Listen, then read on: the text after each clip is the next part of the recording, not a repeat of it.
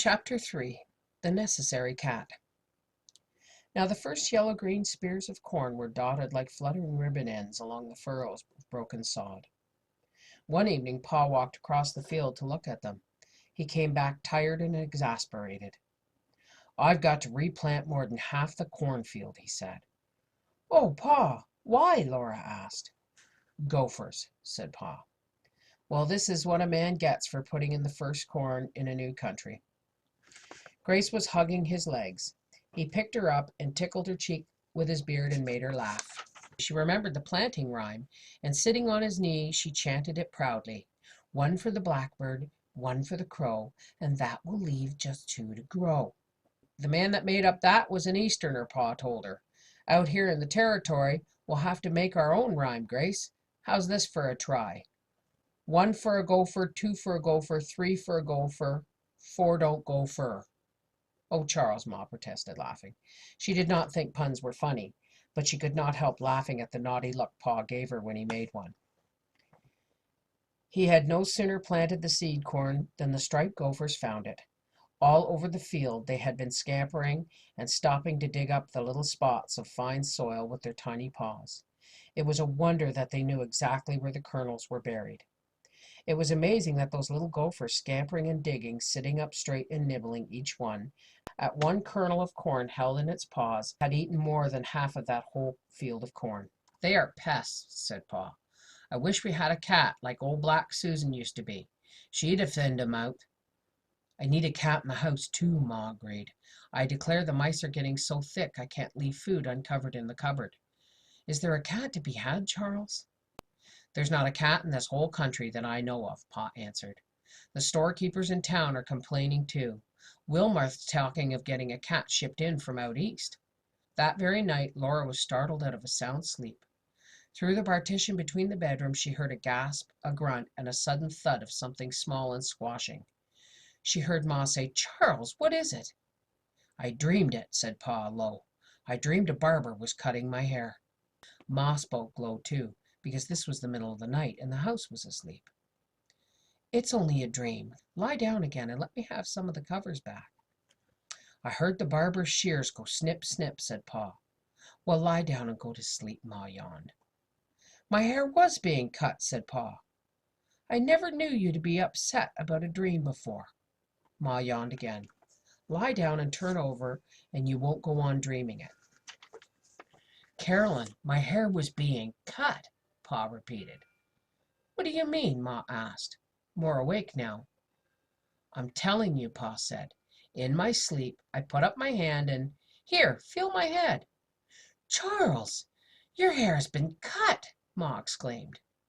Laura heard her sit up in bed. "I can feel it. There's a place on your head." "Yes, that's the spot," said Pa. "I put up my hand." Ma interrupted. "A place as big as my hand shorn clean off." "I put up my hand," said Pa, "and I took hold of something." What was it?" Ma asked. "I think," said Pa, "it was a mouse." "Where is it?" Ma cried out. "I don't know. I threw it away as hard as I could," said Pa. "My goodness," Ma said weakly. "It must have been a mouse, cutting off your hair to make itself a nest." After a minute Pa said, "Carolyn, I swear—" "No, Charles," Ma murmured. "Well, I would swear if I did, that I can't lie awake nights to keep mice out of my hair." "I do wish we had a cat," Ma wished hopelessly.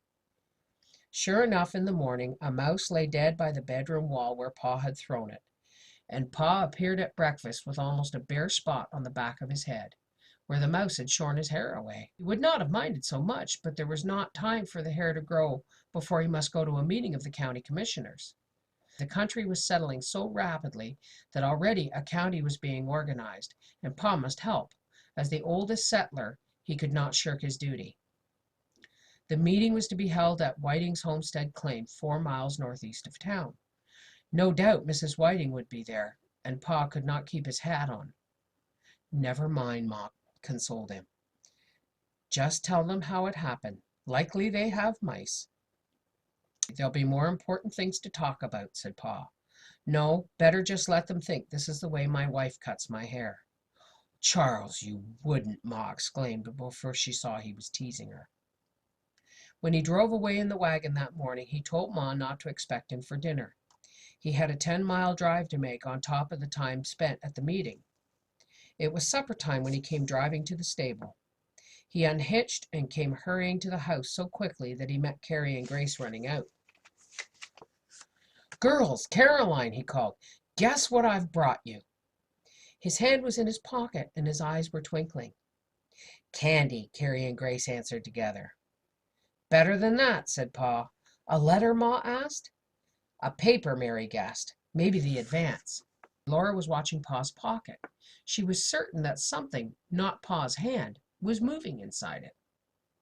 "Let Mary see it first," Pa warned the others. He took his hand from his pocket, and there on his palm lay a tiny blue and white kitten. He laid it carefully in Mary's hand. She stroked its soft fur with a fingertip. Gently she touched its tiny ears and its nose and its wee paws. "A kitten," she said wonderingly. "She's a very little kitten." "Its eyes aren't open yet," Laura told her. "Its baby fur is as blue as tobacco smoke, and its face and breast and paws and the very tip of its tail are white. Its claws are the tiniest wee white things." They all bent over the soft little kitten in Mary's hand. It opened its pink mouth in a silent mew. "It's too small to take from its mother," Pa said, "but I had to take it while I had the chance before somebody else did." Whiting had the cat sent out to them from the East.